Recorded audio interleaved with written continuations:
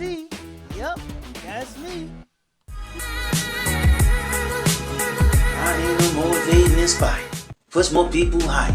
You see the path, you do the work, you get what you desire.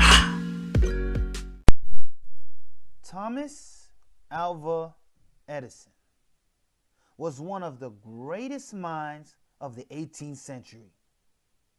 He was the seventh and last child to his parents Samuel and Nancy. Why is Thomas Edison important to our discussion today?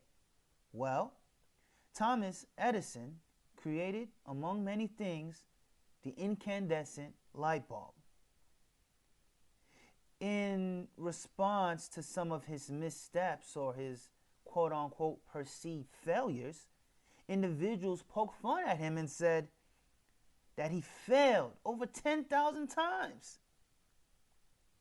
And instead of letting that get to him, Thomas shrugged it off his shoulders as water off a duck's back, and he simply said, I have not failed 10,000 times.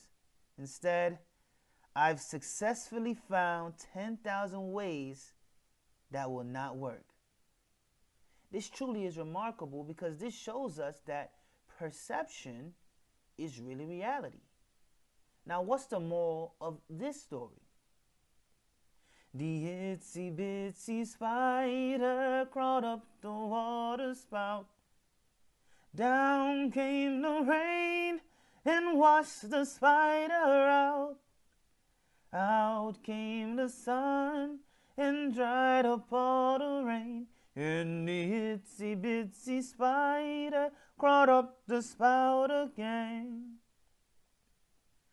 Just like that spider, we may feel at times, as we try to improve ourselves or our life circumstances, that the rain keeps coming down and we keep getting reset and not making progress.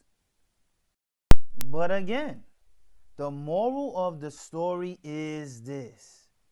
If we keep trying to crawl back up our water spout, so to speak, no matter how many times we get washed out or fall, we will eventually get to the top of that spout, or wherever our intended destination is.